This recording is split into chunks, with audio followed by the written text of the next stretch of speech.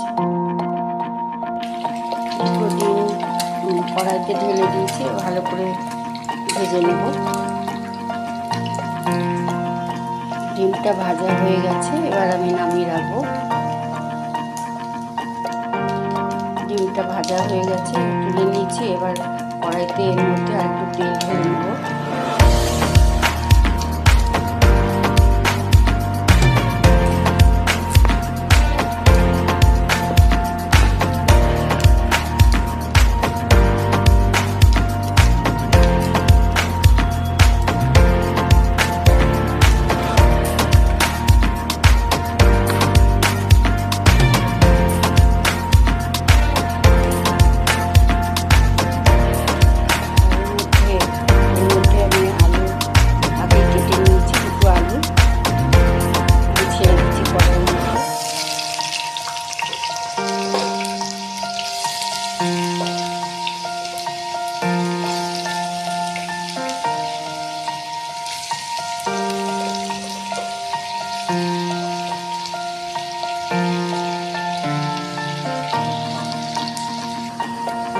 আলুটা সম্পূর্ণ ভাজা হয়ে গেছে, এবার তুলে রাখবো।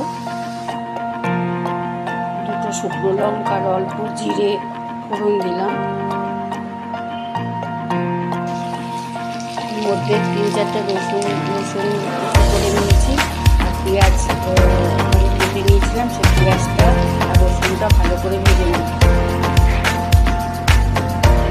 এর মধ্যে হলুদ গুঁড়ো, জিরের গুঁড়ো আর কাশ্মীরি লঙ্কার গুঁড়ো খানিকটা দেওয়া হয়েছে। এবার ভালো করে মিশিয়ে নেব।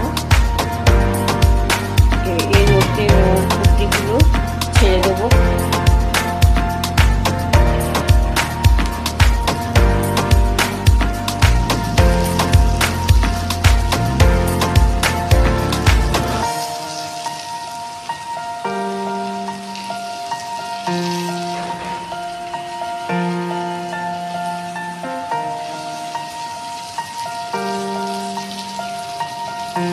সবজিগুলো ভালো করে ভেজে নেব।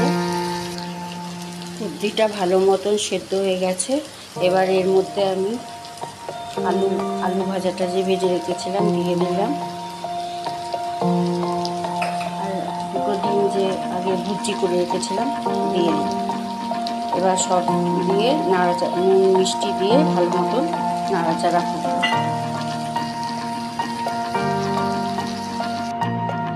ভালোভাবে তৈরি হয়ে গেছে। এবার আমি পাত্রতে ঢেলে রাখলাম। সম্পূর্ণ রান্নাটা তৈরি হয়ে গেছে।